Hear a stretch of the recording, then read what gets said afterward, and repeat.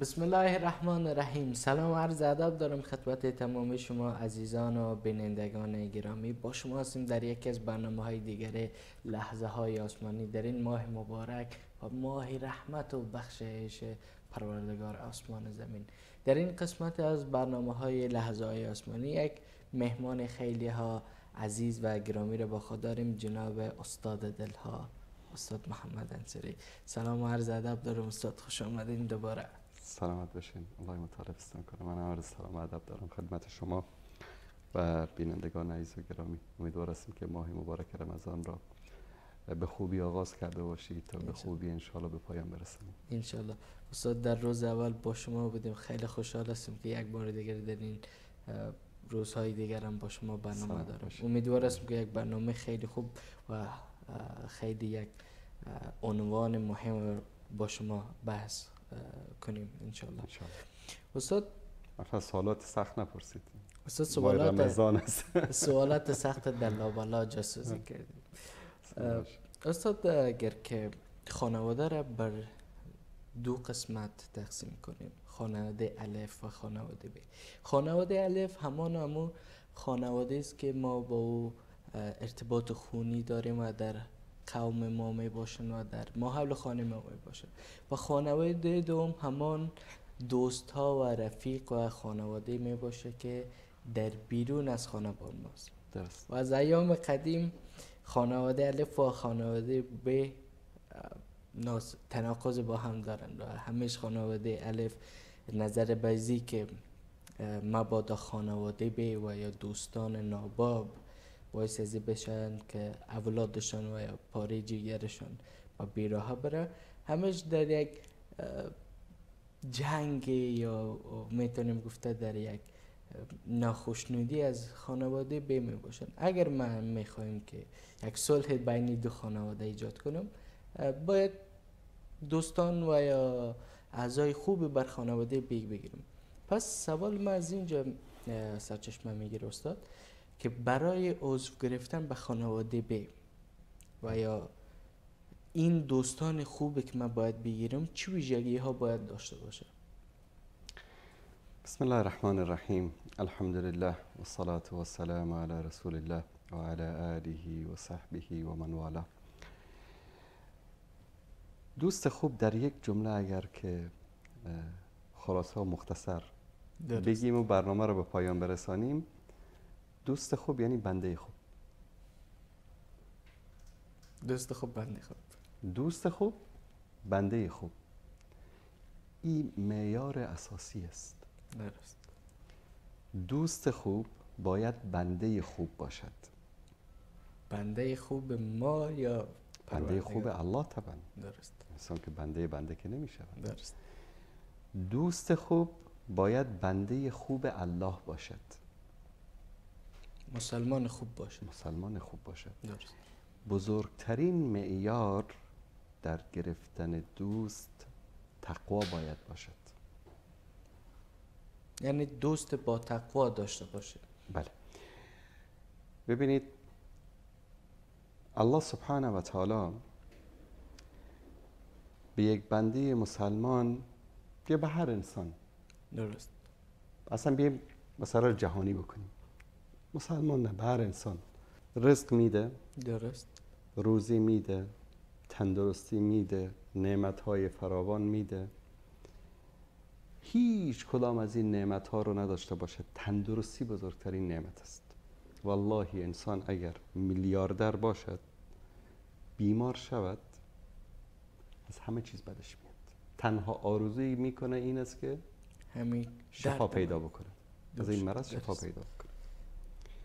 اگر یک انسان به این خالقی که این همه نعمتها به او داد خیانت بکند، قدر او را نداند، درست، حتی الله متعال شکایت میکند و ما قدر الله حق قدره، خداوند را قدرش را نشناختن. ما خیلی میگیم والله یک دوست داشتم که هیچ قدر مرا نشناخت. الله متعال از بعضی بنده ها شکایت میکنه که بعضی از بنده های من هستن که قدر من را نمیدانند. و چگونه بنده خواهد بود است؟ بنده ناسپاس. به تو این همه نعمت ها به تو داد، تو در مقابلش یک سجده نکنی، امرش رو اجرا نکنی، اطاعت اوامرش رو نکنی، از نواهیش دوری نکنی، از آنچه که نهی کرده است دوری نکنی، دوست خوب هستی؟ نیستی.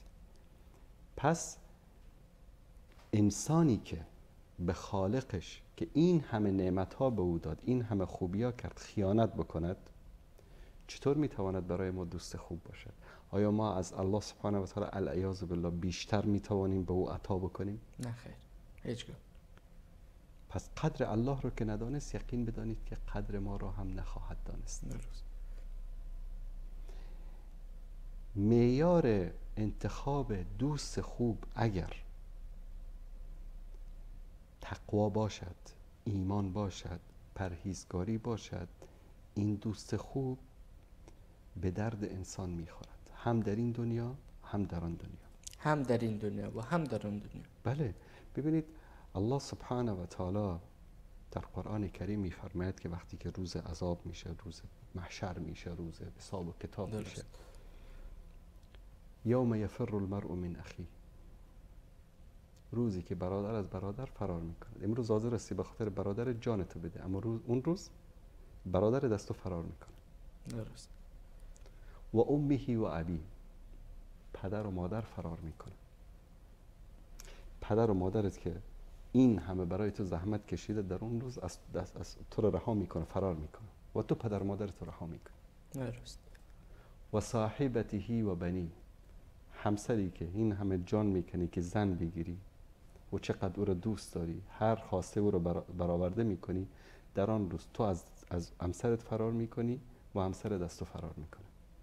دوست داشتنی ترین آدم ها ازت فرار میکنه. و بنیهی، و فرزندانش، فرزندی که امروز مردم به خاطر او این همه زحمت میکشن و جان میدن فلان.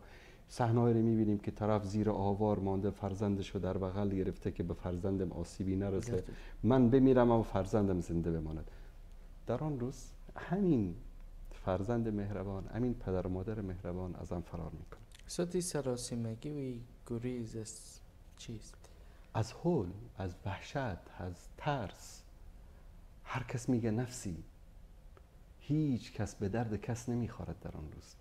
وقتی انسان در اون روز حول و عظمت و مشکلات و سختی ها را میبیند، درست، و میبیند که انسان چقدر ذلیل است، چقدر خوار است، چقدر نیازمند است، از ترس این که حالا این نزدیکان نیایند از من چیزی بخواهند، نیایند والا مشکلات خودشان رو به گردن من بندازن، فرار میکنن. یعنی مثلا حتی در این دنیا دیده باشید یک کسی یک مشکلی دارد، خانه تنگی دارد، امکانات ندارد، از دست مهمان فرار میکند. که مهمان نیاید که والله جایی ندارم، وضعیت مالی خوب نیست، چطور رو مهمان بکنم، چطور کنم، فرار میکنند. در اون روز انسان ها از حول اون روز، این الله متعال به صراحت میگه یوم یفر المرء من اخیه و امه و ابیه و صاحبته و بنیه لکل امرئ یومئذ شأن. هر کس در غم جان خودش است. درست. هر کس به خودش فکر میکنه. در همین روزی که این همه مردم با هم دیگه دشمنند، از هم دیگه دوری میکنن، هر کس به غم جان خود، یک گروهی هستن که هم به غم جان خودشان هستن، هم به غم دوستان خودشان هستن. شاید پیغمبران باشن؟ نه. الاخلاء یومئذ عدو الا المتقین. دوست ها در اون روز با هم دشمن هستند، از هم دوری میکنند، از هم فرار میکنند، مگر انسان های متقی. انسان متقی و پرهیزگار در اون زمان هم به دنبال دوست خودش است. یعنی در اون زمان کسایی که متقی هستند، پرهیزگار هستند، بله، و سراسیمه نیستند. بله، انسان های متقی و انسان های پرهیزگار به دوستان خودشان فکر میکنند. درست. همه این رشته هایی که شما خانواده الف و خانواده ب، همه اینا از بین میرود. تنها رشته ای که میماند رشته تقواست، رشته پرهیزگاری است. به تحقیق پس بزرگترین رشته و محکمترین رشته بین الف و ب این تقوا بوده. بله. بنده خوب، درست، بنده‌ای که اطاعت الله بکند، بنده‌ای که رضایت الله سبحانه و تعالی مد نظرش باشد، بنده ای که از الله سبحانه و تعالی بترسد، بنده ای که مؤمن باشد، بنده ای که همه اعمالی که انجام میدهد را بر اساس میزان دین و شریعت انجام بدهد. درست. خوبی میکند به خاطر الله بکند، بدی هم میکند به خاطر الله بکند. چگونه که بدی کردن؟ چطور بدی بکند به خاطر الله بکند؟ ببین شما از یک نفر بدتان میاد، خوش، از یک نفر دوری میکنید. دوری کردن کار بدی است، نه؟ درست. اما دوری کردن اگر به خاطر الله باشد کار خوبی است. عجیب. مثلا شما مرا خیلی دوست دارید، درست؟ دقیقاً، بدون شک. یک عملی در شما هست که مثلا خوش من نمیاد. وقتی به شما بگم که مجیب جان اگر من رو دوست داری، میخوای که این دوستی ما ادامه پیدا بکند، این عملت رو ترک بکن. شما به خاطر دوستی من این عمل رو ترک میکنی. اگر ترک نکردی، من با شما این در اصطلاح دین شریعت به اصطلاح بهش میگن هجر. یک دوری است، مذموم است که انسان قومش، خیشش، دوستش، رفیقش، آشناش از اونا دوری بکنه، با اونا صحبت نکنه، اونا رو ترک بکنه. اما یکی است که دوری محمود است، یعنی دوری خوب است، چون هدف اینجا رضای الله است. میگم خلاص اگر تو این کارت ترک نمی کنی، من از تو دوری میکنم، دیگه با تو گپ نمیزنم، دیگه با تو رفت آمد نمی کنم تا این رفتار تو اصلاح بکنی. شما به خاطر دوستی که با من دارید، به خاطر محبتی که من دارید، این عمل رو ترک میکنید. این عمل رو که ترک کردید، من میگم الان شد. استاد اگر این عمل من اشتباه است، البته در حالت مثال شما دوری کردن خوب تر است یا در سردی بودن که این اشتباه من؟ عرض کردم که اول میگیم که برادر این عمل تو انجام نده، این کاری که انجام میدی کار خوبی نیست. بعد اگر بفهمیم، این یک شرط دارد اینجا، بفهمیم که هجر کردن، دوری کردن از این برادر مسلمان سبب هدایتش می شود و سبب ترک این عمل زشت می شود، این کار رو باید انجام بدهیم. چون این دوری ما به خاطر خداست، به خاطر الله سبحانه و تعالی. اما نه، اگر دوری ما از او سبب شد که او گمراهتر شود، سبب شد که در گناه غرق شود، سبب شد که انسان بدتر از این گناهکار شود، نه، اینجا نباید که از او دوری کرد، چون مصلحت در این است که ما در کنارش باشیم تا او از این عمل زشت یا از این کاری بدی که انجام میدهد باز بیستد. ثانیاً دوست خوب دوستی است که در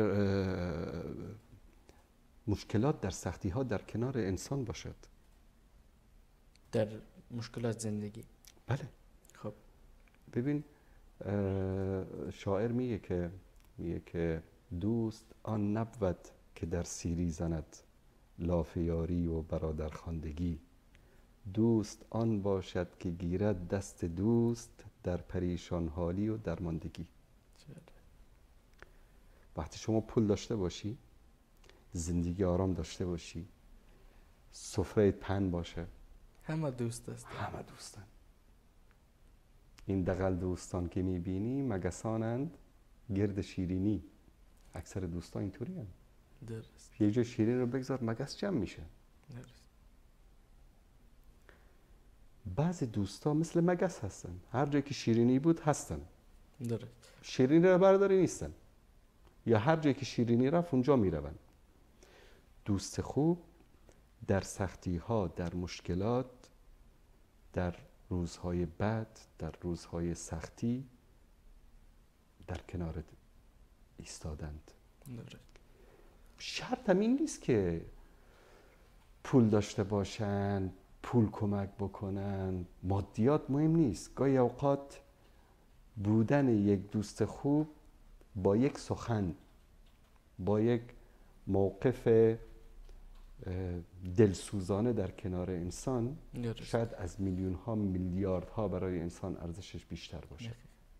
بعض وقت استاد انسان بر همونطور که گفتین به پول که زیاد نیاز نمی داشته باشه، فقط بعض مواقع انسان وقت غم و اندوه می داشته باشه، فقط نیاز است همون دوست حضور داشته باشه. بله، دلداری دادن در مشکلات و سختی ها. درست. یکی از احتیاجاتی است که انسان داره، یک توقعاتی است که انسان از دوستش داره.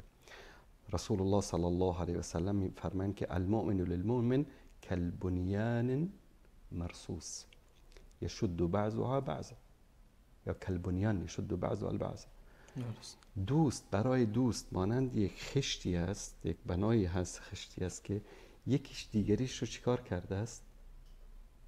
محکم گرفته است. الان خشت شما ببینید وقتی که بنا خانه درست میکند، یه خشت رو اینطوری میگذارد، یه خشت رو اینطوری میگذارد، خشت دیگر رو اینطوری. چرا؟ چون اینا هم دیگر رو بگیرد، مثل دیوار درست شود. درست. دوست خوب مانند یک خشتی است که در کنار انسان رو محکم میگیره از اینکه انسان بیفته. چقدر تعبیر زیبایی است از رسول الله صلی الله علیه و سلم. درست. مؤمن که یک دوست خوب است، برادر مؤمنش را مانند یک خشتی که یک خشتی رو میگیره، یک دیواری که ساخته میشه، همیشه در کنار او هست در سختی ها. این دیوار انسان رو چیکار میکنه؟ از باد، از باران، از آفتاب، از گزند روزگار نگه میداره. پس یک دوست خوب باید این گونه باشه. دوست خوب وظیفه خود را در قبال دوستش انجام میداد. از این وظایف اگر چند تا نام ببری استاد؟ امر به معروف نهی از منکر. گرچه که استاد کم است. دوست خوب همین است. دوست خوب دوستی است که ببینید الان شاعر میگه اگر بینی که نابینا و چاه است، اگر خاموش بنشینی ثواب است، اگر خاموش بنشینی گناه است. درست. الان دوستت گرفتاری یک عملی هست، یک منکری هست که یا ضرر دنیوی دارد برای او یا ضرر اخروی دارد، یا در یک چاله چقوری در دنیا میافتد یا در آخرت. اگر شما دوست خوب باشی، دوست داری که این دوستت در دنیا در این چاه بیفتد؟ نه خیر. دوست داری که در چاه جهنم بیفتد؟ هرگز. پس وقتی که مرتکب یک اشتباهی می شود و تو او رو امر به معروف نمی کنی، نصیحت نمی کنی، پس در حقیقت دوست واقعی نیستی. عجیب. چون دوست داری که بیفتد در چاه. طرف مثلا دوستش به فحشا، به زنا آغشته است. درست. یکی از عقوبت‌های زنا در دنیا چی است؟ گرفتاری به امراض مختلف جنسی مانند ایدز. دوست داری که کسی رو که دوستش داری، دوست تو است، مبتلا به مرض ایدز شود؟ نه خیر. پس تو رو نصیحت میکنه که زنا نکن. درست. در آخرت چی است؟ در جهنم الله سبحانه و تعالی به کسانی که زنا میکنن در جهنم آتش و خون و زرداب و به اصطلاح آب جوشی که در دوزخ آماده کرده است. درست. آب جوشانده ای از به اصطلاح اون عصاره اهل جهنم، خون و زرداب و اینها به این داده میشه که از دهن تا شرمگاهش همه چیز رو میسوزانه. دوست داری که یک دوست در آخرت گرفتار هم چیز شه؟ پس باید تو رو نصیحت بکنی. یعنی همین نصیحت کردن امر معروف و نهی از منکر است. رسول الله صلی الله علیه و سلم میفرمایند که کنتم خیر امه اخرجت للناس. الله سبحانه و تعالی میفرماید کنتم خیر امه اخرجت للناس تأمرون بالمعروف و تنهون عن المنکر. و رسول الله صلی الله علیه و آله و سلم میفرمایند که شما امر به معروف میکنید و نهی از منکر میکنید و اگر این عمل را ترک کردید الله سبحانه و تعالی شما را نابود میکند و همه انسانهای خوب و بدی که هستن همه گرفتار عذاب میشوند. ام المؤمنین عایشه میگه یا رسول الله یعنی چی؟ یعنی انسانهای خوب و بد همه؟ فرمودن اگر این انسانهای خوب اون انسانهای بد را امر به معروف میکردن، از گناه باز میداشتن، جامعه گرفتار عذاب نمیشد. اگر هر کدام از ما این وظیفه ایمانی خودمان را انجام بدهیم که در مقابل گناه و معصیت دوستان خود را نصیحت بکنیم، امر معروف و نهی از منکر بکنیم، درست، جامعه فاسد نمی شود. یکی از نتایج امر معروف و نهی از منکر نیست. دقیقاً استاد، و نظر ما اگر که حالات که در بین دوستان هست و کارهایی که در بین دوستان هست، امر بالمعروف و نهی منکر یکی از دورترین کارهایی است که صورت میگیره بین دو دوست. یعنی اگر ارزش دوست تعبیر کنیم به دیدگاه امروز، فقط دوست مشکلات است، امر بالمعروف و نهی عن منکر. یعنی کسی نصیحت میکنه و تو چیز بین دوستا خیلی کم است. به خاطر همین شما امروز در جوامعی که امر بالمعروف و نهی از منکر بین دوستان است، چند درصد دوستی صادقانه وجود دارد؟ خیلی کم. پس دلیلش چی است؟ دلیلش نبودن امر بالمعروف و نهی از منکر. درست است. استاد، دو اصطلاح را ما براتون بیان میکنم: درونگرا و بیرونگرا. انسان در ارتباط‌های اجتماعی خود کدام از این ها را باید زیادتر باشه؟ درونگرا باشه و یا بیرونگرا؟ درونگرا در واقع ما کسی را میگن که زیادتر تنهایی دوست داره، با اجتماع زیاد ارتباط پیدا نمیکنه. و بیرونگرا کسی است که دائما در اجتماع میخواد باشه. یک انسان چگونه در دو اصطلاح کدام از این اصطلاح رو باید زیادتر در خودش از نگاه علم اجتماع اگر بگیم، انسان یک موجود اجتماعی است. درست. چرا انسان ها رو زندان میکنن؟ در یک مکانی میبرن مخصوص، در اونجا از ملاقات با پدر، مادر، خواهر، برادر، قوم، خویش، دوستان، اقربا از اینها دورش میکنن. چرا زندان میکنن؟ خب فرق بین زندان و هتل چی است؟ بعضی از زندان ها فعلا در بعضی کشورها از هتل 5 ستاره هم شاید زندگیش مرفه تر باشه، لکن زندان است اسمش، عذاب است برای طرف. انسان چون یک موجود اجتماعی است، در اجتماع احساس آرامش میکند و هرگاه که یک انسانی رو ما میبریم زندان میکنیم، بعد داخل زندان اگر که طرف یک جرمی رو مرتکب میشه و داخل زندان میبرن انفرادی. درست. که حتی با همون رفیقایش که در زندان هستن با اونا هم نمیتونه ملاقات بکنه، تک و تنها میکنه. پس این یک جزاست. درست. یک عذاب است. انسان به طبیعت حالش، اکثریت انسان ها موجود اجتماعی هستند، در اجتماع زندگی میکنن، در کنار هم دیگه، و لذت میبرن از این زندگی اجتماعی. حتی بعضی حیوانات اینطوری هستن، مثلا گرگ ها تقریبا شبیه انسان ها زندگی میکنن، قبیله دارن، دوست، رفیق، پدر، مادر، خواهر، برادر، هر کدام جایگاهش مشخص است. هرگاه که انسان گوشه‌گیر میشه و یک نوع حالت انزوا از جامعه رو برای خود انتخاب میکنه، این یک بیماری روحی است. افسردگی و قلق و اضطراب و استرس و این چیزا به بار میاره. این یک بیماری است. این بیماری رو باید چیکار بکنن؟ با طریق روانشناس، از طریق دکتر، از طریق دارو باید علاج بکنن. به خاطر همین در دین مبین اسلام گوشه‌گیری منع شده است. لا رهبانیت فی الاسلام. انسان نباید که گوشه‌گیر باشه، حتی برای عبادت. پس این زاهدان حتی از دوران‌های گذشته میشنیم که زاهد میرفت منزوی میشد. در دین نیستیم.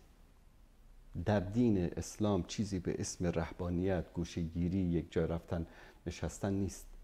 درست. 3 نفر آمدن پیش رسول الله صلی الله علیه و سلم، در خانه نبودن، پرسیدن در مورد عبادات پیامبر صلی الله علیه و سلم. همسرانشان بیان کردن که والا پیامبر این کارا رو انجام میدن، در خانه نماز میخوانن، روزه میگیرن، میخوابن، بلند میشن، فلان. اینا دیدن که یعنی کاری که پیامبری که به اصطلاح گناه اصلا نمیکنه و معصوم است و پیامبر الهی است، فلان، ما که گناه میکنیم معصوم نیستیم، پس ما باید کارهای فوق العاده ای انجام بدیم تا بندگان خوب الله باشیم. یکیش گفت من دیگه اصلا ازدواج نمی کنم، دیگری گفت که من شب و روز روزه میگیرم. یکی با خلاصه تصمیم گرفتن برن یک جایی رو انتخاب بکنن در خارج از شهر، در اونجا گوشه‌گیری بکنن. درست. پیامبر صلی الله علیه و سلم خبر شدن، اینا رو طلب کردن. شما بودید که این حرفا رو میزدید؟ گفتن بله یا رسول الله. گفتن که من از شما بسیار متقی‌تر و پرهیزگارتر هستم، اما زن میگیرم، ازدواج میکنم، میخوابم، میخورم، این سنت من است. کسی که از سنت من روی گردان شود از امت من نیست. پس هر کس که به خاطر عبادت هم به انزوا میره در دین جای نیست. اصلا ببینید، عبادت درست. عبادت یک عمل توقیفی است. توقیفی میدانید یعنی چی؟ یعنی که عمل عبادت رو ما فقط با دستور الله و با دستور پیامبر باید انجام بدیم. یعنی عبادت رو ما اختراع نمی کنیم. عبادت رو الله سبحانه و تعالی و پیامبر صلی الله علیه و آله و سلم به ما امر میکنن. کسی که عبادتی رو اختراع کرد بهش چی میگن؟ بدعت کرده است، بدعت گذار شده است. الله و رسولش از گوشه‌گیری و انزوا ما رو منع کردن. درست. گوشه‌گیری و انزوا در دین مبین اسلام نیست.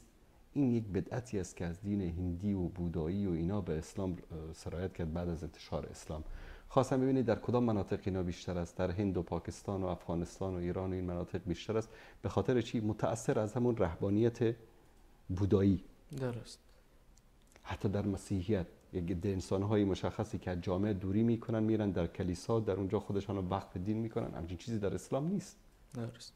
و این صراحتا لا رهبانیت فی الاسلام، رهبانیت در اسلام نیست. اسلام دین جهاد است.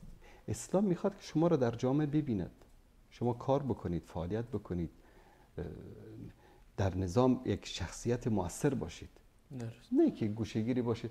چون گوشه‌گیر بودن یعنی چی؟ یعنی تو فقط به فکر خودت هستی. جدای از این که گوشه‌گیری به عنوان یک عبادت در دین نیست. مادامی که در دین نیست پس باطل است، بدعت است. و پیامبر صلی الله علیه و سلم میفرماید کل بدعت ضلاله و کل ضلاله فی النار.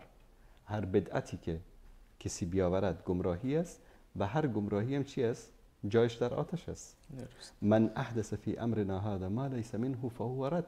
کسی که در این امر ما، یعنی در امر دین ما، یک چیز جدید رو میآورد که ما آن را امر نکردیم، ما آن را دستور ندادیم، برمیگردد به خودش.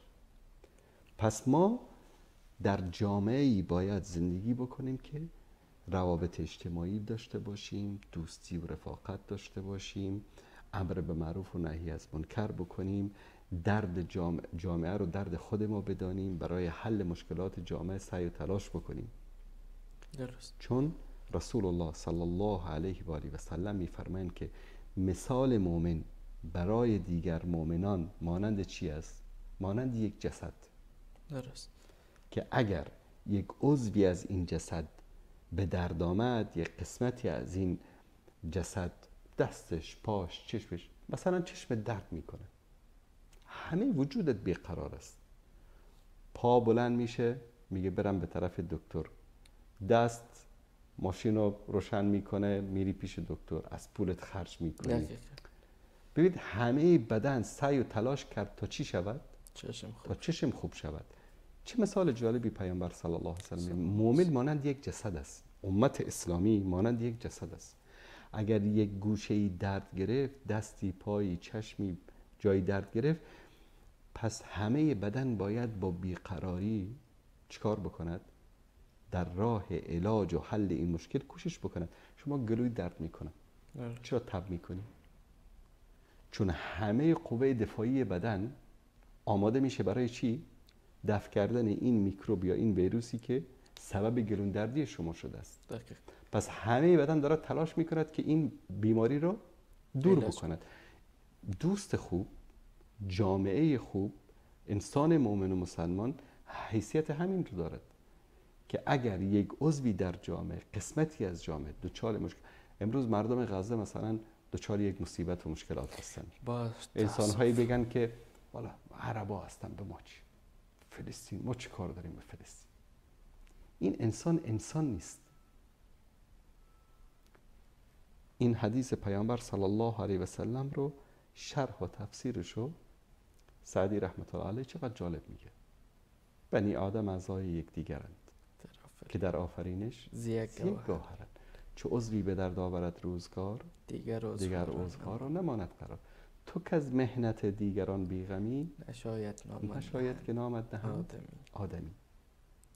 پس انسان حالا جدا از مسلمان بودن و مؤمن بودن، انسان اگر که در مقابل مشکلات و سختی های انسان های دیگر بی تفاوت باشد، انسان نیست.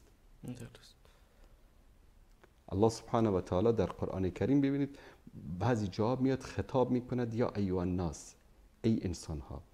در بعضی جا میگه یا ایها الذین آمنو، ای مؤمنان. جایی که خطاب به انسان هست، اون وجدان انسانی انسانها رو مورد خطاب قرار میداد که اگر مؤمن نیستی، مسلمان نیستی، تو انسان هستی، حداقل وجدان داشته باش. دین نداری وجدان داشته باش. ایمان نداری شرف داشته باش.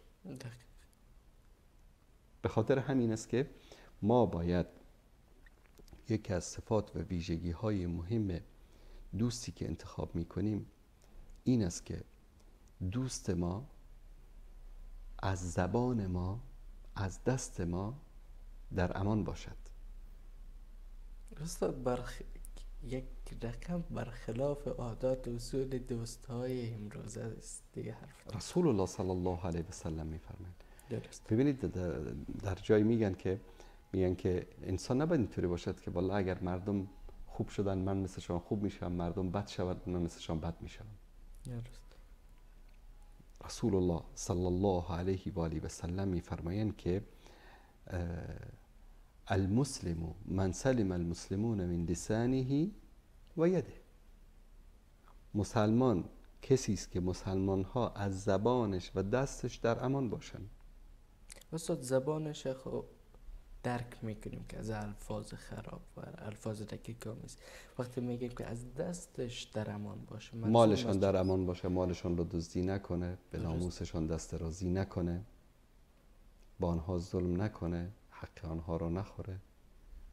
چون همه اینها صفات و ویژگی های یک دوست خوب است که دوستش از او در امان باشد. درست. از زبان او در امان باشد.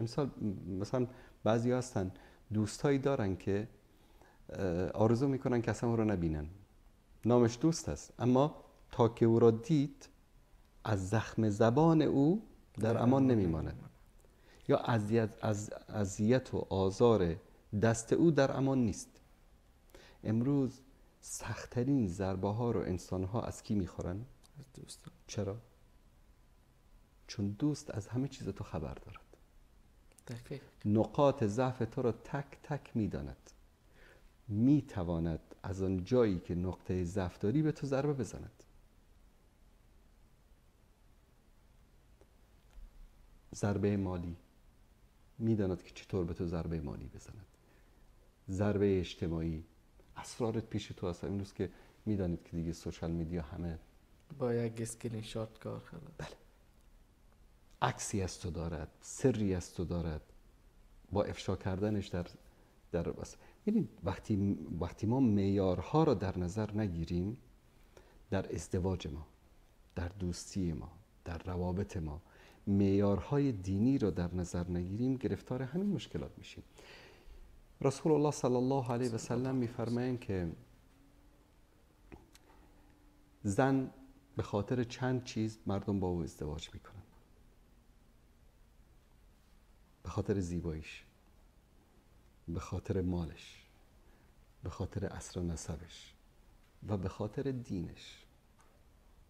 دین آخر. بله.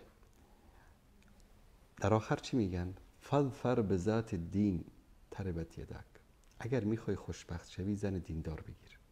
نمیگن که اینا مهم نیست، درست، تو فقط برو دنبال یک زن دیندار بگیر. نه، میگن به خاطر این چیزا هم ازدواج میکنن مردم، اما سعی کن که زن دیندار بگیری، با وجود داشتن این صفتها زن دیندار باشه، زیبان باشه، پولدارم باشه، چه بهتر، اصل و نسب هم داشته باشه و دیندار باشه. اگر این 4 صفت رو داشت، همون اصطلاح نور علی نور. بله. ما این معیارها رو در زندگی در نظر نمیگیریم. ازدواج میکنه، میگه مادرش فقط یک دختر زیبایی رو برای ما بگی. فکر این نیست که دین داشته باشه، اصل و نسب داشته باشه. وقتی که ازدواج کرد 6 ماه بعد گپشان به طلاق میرسه. چرا طلاق در جامعه ما زیاد شده؟ قبلا کم بود، الان زیاد شده. چون معیارها تغییر کرده. دقیق. اصل در قبلا مثلا اگر کسی از کسی خواستگاری میکرد میپرسیدن که نماز میخوانه؟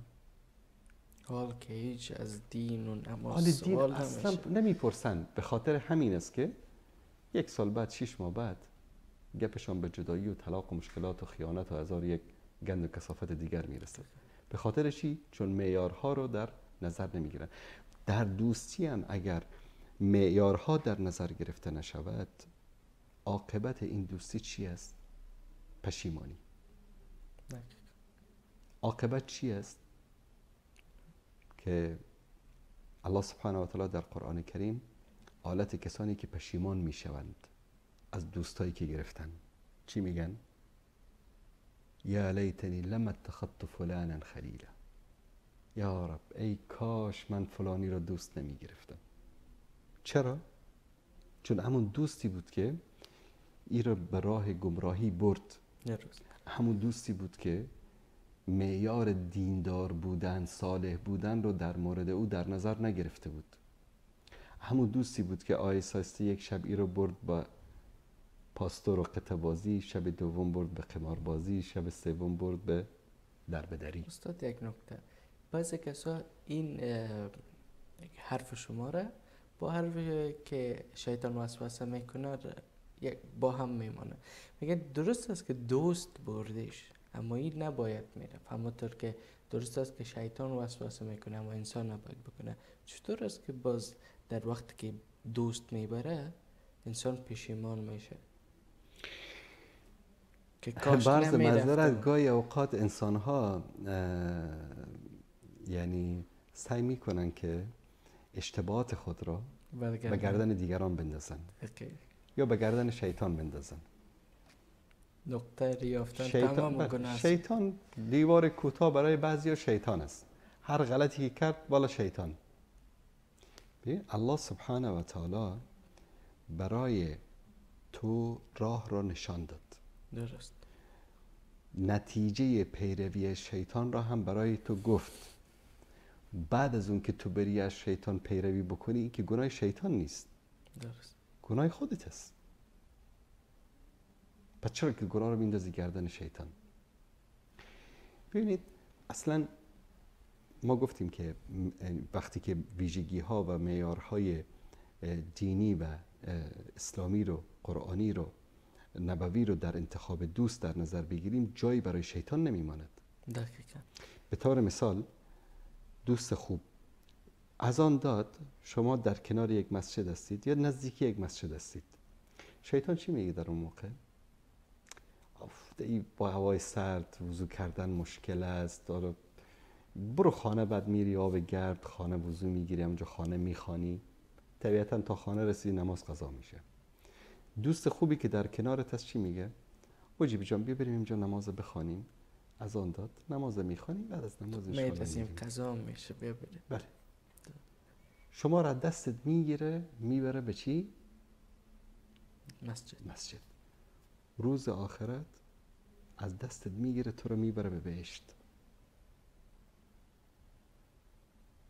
دقیقاً من اینجا سوال داشتم. انسان‌های متقی وقتی که وارد بهشت میشن از دوستان خود یاد میکنن. یا الله فلان دوستی داشتیم در دنیا، با ما بود، در مجلس ما بود، کنار ما بود، کجاست الان؟ شفاعتشو میکنن، حالشو میپرسن و به شفاعت اونها الله سبحانه و تعالی از دوزخ اونها رو به بهشت میبرد. پس دوست خوب هم در این دنیا و هم در اون دنیا چیکار میکند؟ به درد انسان میخورد. استاد در اون دنیا از شفاعت گپ زدیم، تاثیر دوست خوب اگر در یک بعد کلی حساب کنیم در این دنیا چه تاثیر بالای زندگی ما خواهد داشت؟ ببینید در این دنیا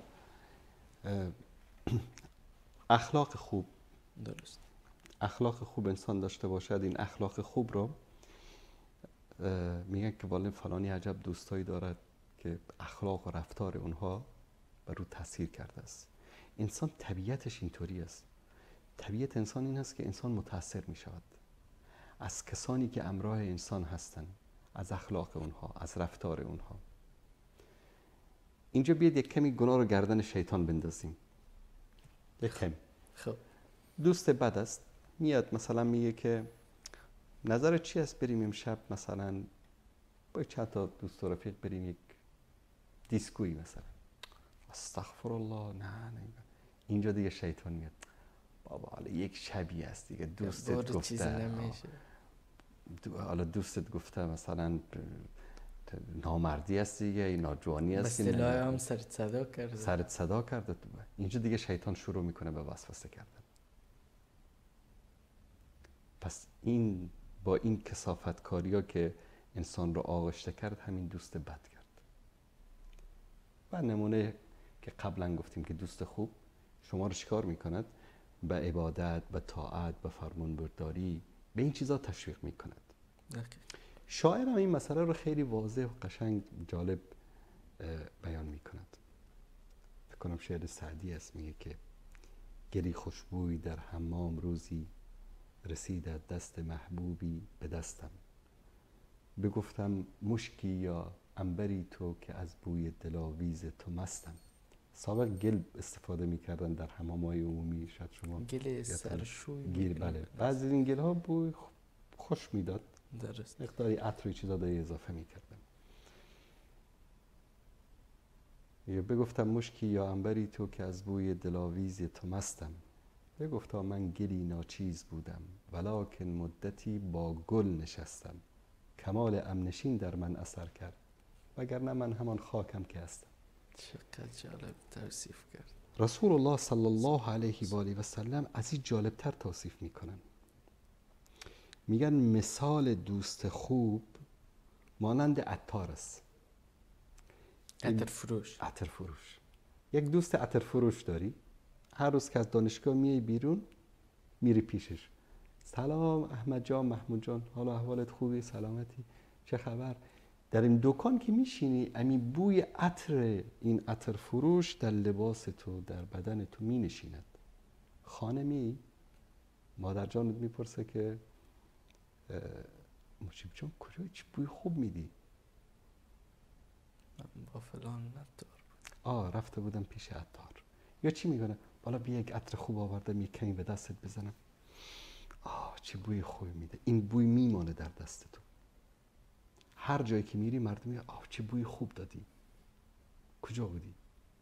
یا میری یک عطر میخری از پیشش، به بدنت میزنی، به لباست میزنی، بوی خوش میدی.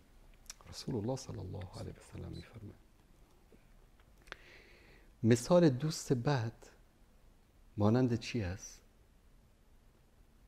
مانند آهنگر. کوره آهنگری رفتی؟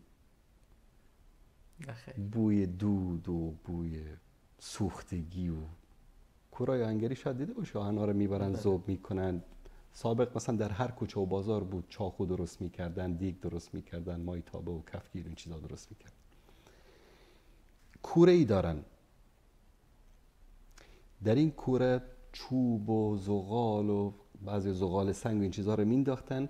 یک کسی اونجا نشسته بود، هواپم باد میزد، او را نافخ میگن در عربی. این باد میزد. این کسی که در اونجا این کارو میکرد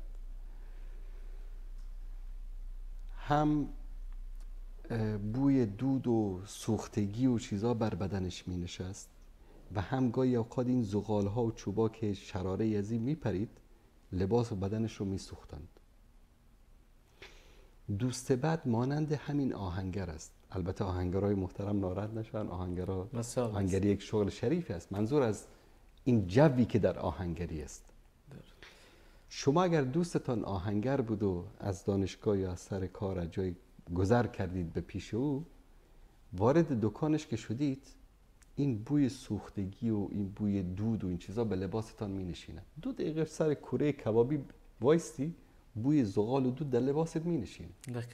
یا در کنار یک کسی که سیگار میکشه بیستی، بوی سیگار او و لباس شما می نشیند.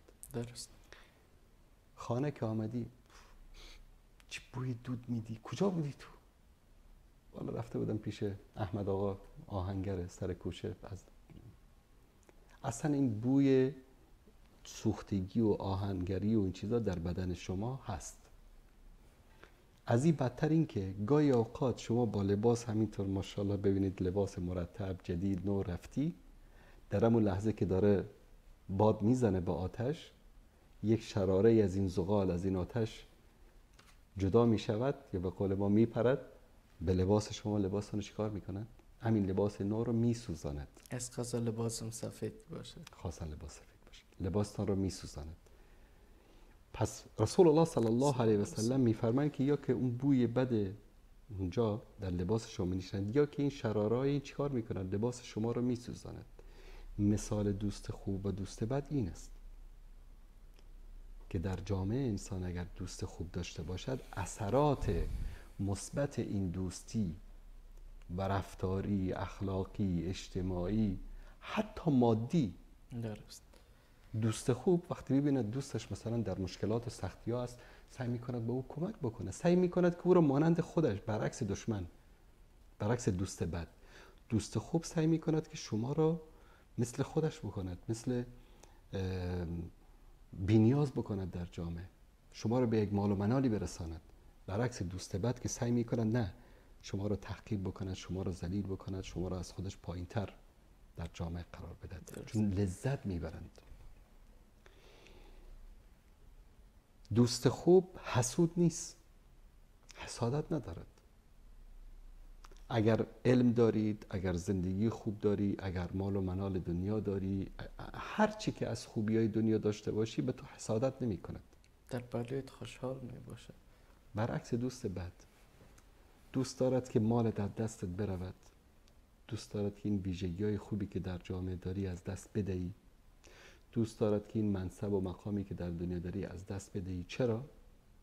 چون میخواد همیشه تو از او پایین تر باشی. اصلا دیگه دوست گفتن نمیشه وقتی که بدی تو وقتی که معیار نباشه. امروز اکثر دوستا، امروز عرض کردم بیشترین ضربه ها رو در جامعه ما از کسایی میخوریم که بنابر در عدم در نظر گرفتن معیارهای دینی دوست انتخاب میکنیم، بعد ازش ضربه میخوریم، باز گناه سرچه. بعدم چی میگیم که دوست ما بوده. والا یک دوستی داشتم خدا خیرش نده، مثلا به من در فلان قضیه ضربه زد، در حالی که انسان باید خودش رو خودم رو خیر نده که چرا این دوست را بر اساس معیارهای دنیوی انتخاب کردم، نه بر اساس معیارهای اخروی. وقتی که انسان بر اساس معیارهای دنیوی انتخاب میکند و اون ویژگی‌های دینی را در نظر نمیگیرد، پس منتظر این گونه ضربات سخت در زندگی خود باشه. چون انسان هر چی که کشت کرد همان را می‌درود. شما تخم گندم بکار، گندم درآ می‌کنی. تخم جو بکار، جو درآ می‌کنی. آیا امکان داره تخم جو بکاری گندم درآ بکنی؟ امکان نداره. هر چی که کشتی همان را درآ خواهی کرد در زندگی. و همچنین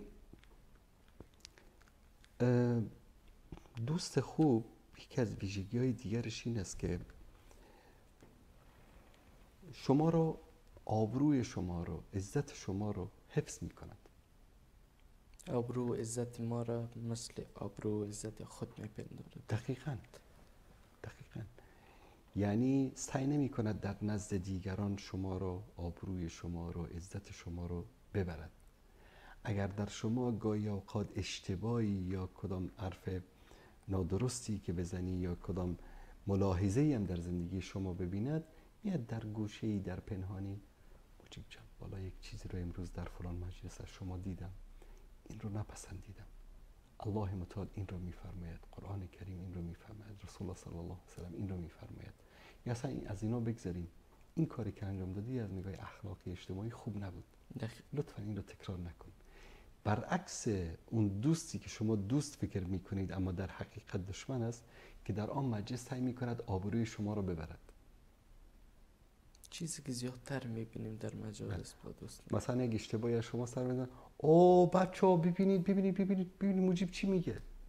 استاد اگر به خاطر شوخی هم باشه، ببینید اکثر این شوخی ها، حالا بیایم سر این که یکی از واقعا روی یکی از مسائل مهم انگشت گذاشتید که امروز خیلی از شوخی هایی که متاسفانه در جوامع ما بین دوست ها وجود دارد، سبب ایجاد بغض، عداوت، کینه و دشمنی می شود.